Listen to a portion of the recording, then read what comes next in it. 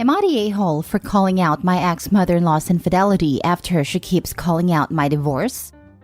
I, 25 female, am separated from my husband, 26 male, due to cheating on me with several call girls. We have a 1-year-old daughter that he only gets to see on weekends, due to him bringing home girls on days when I was working and he was supposed to be watching our daughter.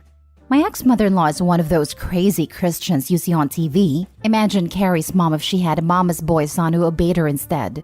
And she fully blames me for the divorce, since if I wasn't such a shameful and sinful woman, he wouldn't have cheated. Due to me being agnostic and raising our daughter away from religion. I only allow her in my house because my former father-in-law is a sweet man who loves his grandchild.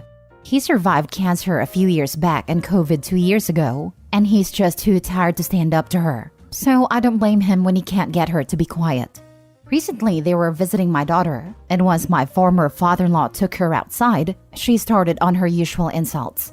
Honestly, I was tired. I had worked a long shift the night before and I was low on sleep. So I just told her she can't judge my divorce, since she forced her husband to stay with her despite being a cheating pig like her son.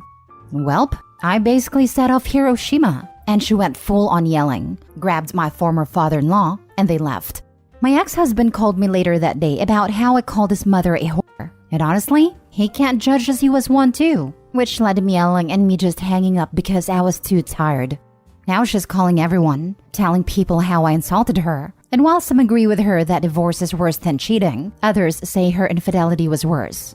So am I the a-hole for calling out my ex-mother-in-law cheating after she wouldn't shut up about my divorce? Edit. Father-in-law only stayed with her because she was pregnant with my husband at the time. My ex is not my former father-in-law's biological child, and no test was needed to him being half Asian, while my former in-laws were both Caucasian. He stayed to raise my ex and his daughters. His daughters are his biological kid. They're twins a few years older than me, and both are no contact with their mother. Now for the top comments. Not a-hole, but you should have gone lower. I would have said he learned the cheating from you, so shut up. I don't know. I thought cheating pig was pretty sweet. Lol. Me too. Or something along the lines of birds of a feather flock together type thing. But yes, I thought Opie's response was a classic. Not the a-hole. But honestly, stop inviting her over. If she wants to see the baby, they can see her on dad's time at the weekend. Not the a-hole. Yeah, I'll tell father-in-law that he is always welcome to see his grandchild, but she is not welcome in your home. Maybe see if he wants to leave her. He can move in and be a stay-at-home grandpa. You get support and he gets peace. This is a wonderful idea. The mama's boy can move back with mama. Father-in-law can finally enjoy being a grandpa. And mama gets a live-in, loving friend who cares for her child as much as she does. My ex-mother-in-law tracks my former father-in-law and doesn't allow him anywhere near my child without throwing a huge tantrum. I'm currently just dealing with her until I can collect enough evidence of spousal abuse to help him divorce her. He only stuck around so long due to my ex, so he could have a father, and my sister-in-law, twin older sisters, both are no contact with their mother. My brother-in-law is a lawyer and he helped me with my divorce, and now we're helping my father-in-law. I'm hoping to get full custody of my daughter when she's older. Next story. Am I the a-hole for not letting my daughter miss out on stuff just because her half-sister doesn't get to go? My husband has a daughter from a previous relationship, Maddie, 15 female. Before I even met my husband, Maddie's mother moved abroad, and Maddie decided to go with her. My husband and I have been married for 10 years now, and we have an 8-year-old daughter, Abby. Maddie visits us for the whole summer and 2 weeks in the winter, and we go to her when Abby is on spring break. We obviously save big family trips for when Maddie is with us. Same with any other once-in-a-lifetime event. However, my husband is consistently reluctant to do pretty much anything without Maddie. I try to be patient, but it feels like we can't do anything throughout the year until she gets there. An example, we live near a water park. We have season passes and take Maddie all throughout the summer, but my husband refuses to go until Maddie comes to stay with us, and he doesn't want Abby to go as it's unfair. I've tried discussing this with him, but he won't budge. Sometimes I win him over, but then he complains the entire time that Maddie isn't there. Abby loves Taylor Swift, who was going to be in the area for a limited time and before Maddie would arrive. My mom somehow scored us tickets, and Abby was so excited. My husband said it wasn't fair because Maddie also loves Taylor Swift, and she doesn't get to go. I said I'd take both girls to another concert during the summer, as there's going to be a few other artists that I know Maddie likes in the area.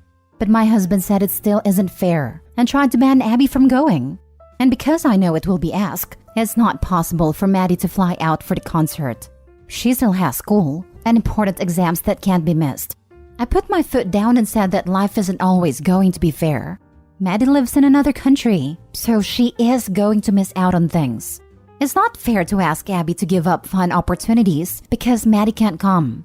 I pointed out that Maddie gets to do fun things with her mom while Abby isn't there, which I think is completely fair. But my husband said that's different because his ex isn't Abby's mom, but he's Maddie's dad. Eventually, he could see I wasn't going to give up and said yes to the concert. My mom, Abby, and I attended and we had a great time. It was Abby's first concert, and she loved it. Now my husband says I bullied him into this, and that if Maddie didn't get to go, Abby shouldn't. Maddie is disappointed she didn't get to go, but seems happy for her sister. Am I the a-hole? Not the a-hole. By your husband's logic, he should object to any fun activity Maddie participates in when she is with her mother because Abby can't go. It's not different. It's the exact same thing. And he is letting his guilt negatively impact your daughter from enjoying her childhood. His daughters live in different countries and have different mothers. The daughter you share doesn't need to miss out because of it. Yes, Opie, this is a very easy issue to fix, and I hope you'll have the courage to do it. All you need to say to your husband, Maddie gets to do fun things with her mom alone, so Abby gets to do fun things with me alone. Either accept that, or I'll divorce you. Then I'll be more able to do things with Abby alone, and then you get to choose what's fair to do when you get the girls. I will not sacrifice my child's happiness for you. And honestly, you shouldn't sacrifice your child's happiness over his guilty consciousness. Not the a-hole. The longer this behavior continues, Abby will start to feel Maddie is more important to their dad. He's trying so hard to make sure Maddie doesn't miss out that he's making Abby miss out. Maddie has her life with her mom, plus her life with her dad. And what? Abby is supposed to sit around and put parts of her life on hold? Missing out on experiences and chances to learn and grow in the meantime? I don't think so. Your husband needs to reassess how he's handling things, or this could really harm Abby's future relationship with both him and her sister. Opie, this comment needs to be seen by your husband. Abby is going to question the dynamic soon enough, if not already thinking about it, and it may cause friction when Abby's older. Not the a-hole, but your husband is.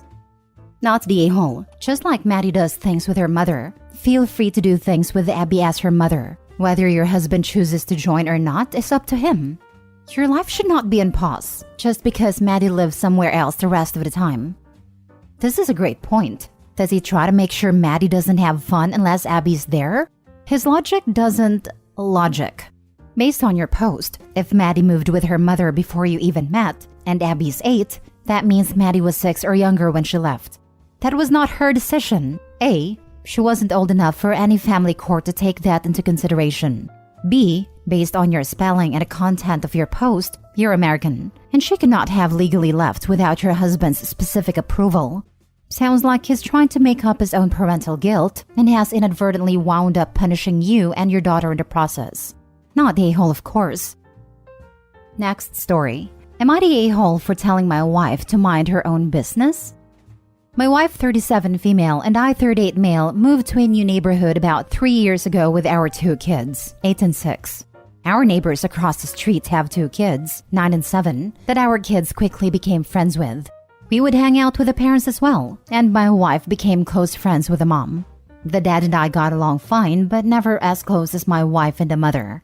Unfortunately, about a year ago, the parents separated and the mom filed for divorce. Apparently, the dad had an affair. The mom moved out as the house was owned by the dad before they got married, and she took the kids with her.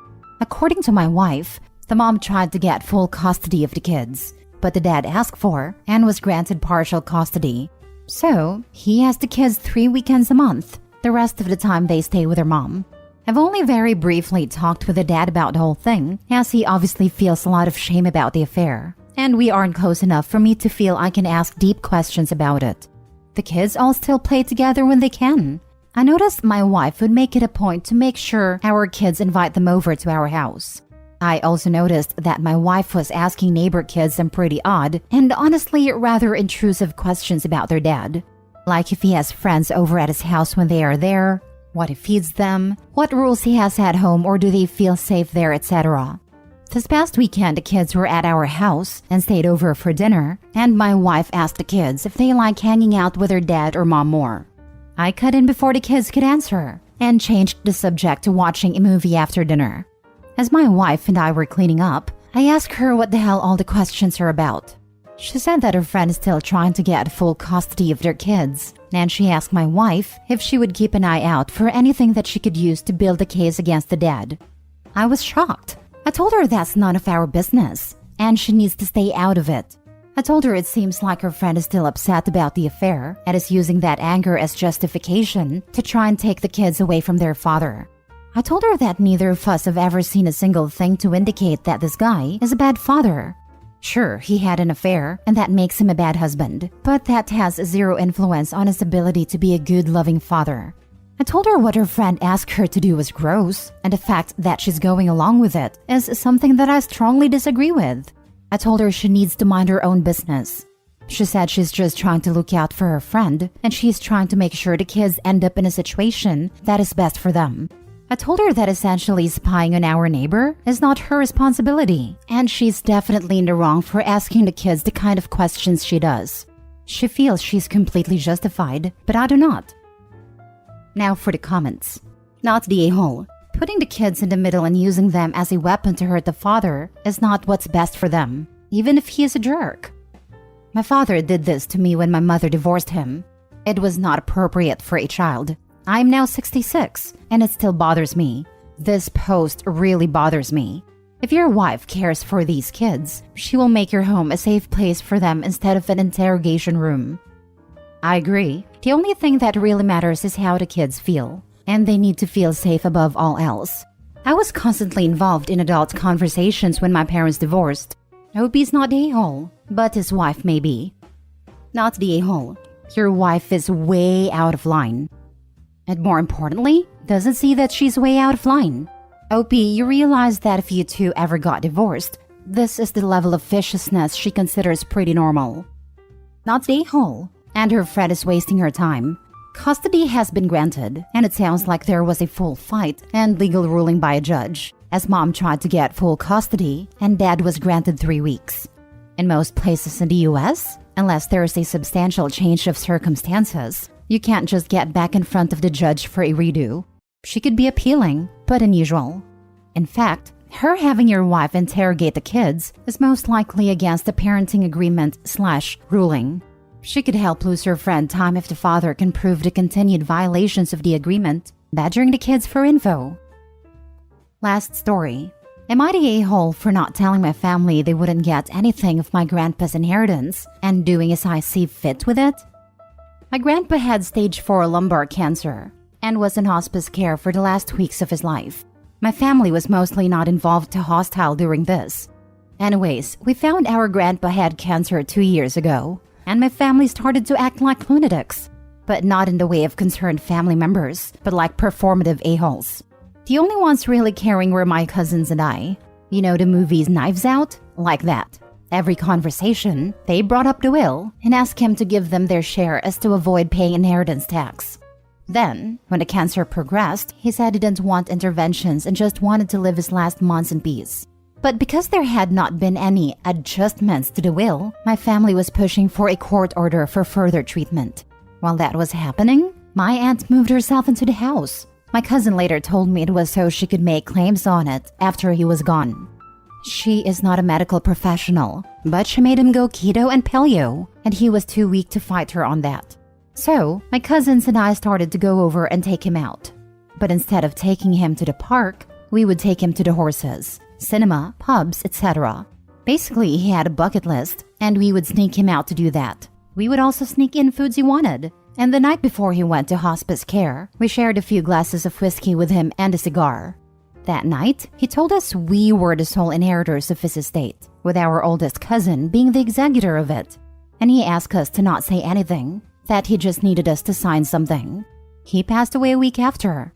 And when our parents got wind of the situation and that they had only been given $5,000 each, all hell broke loose.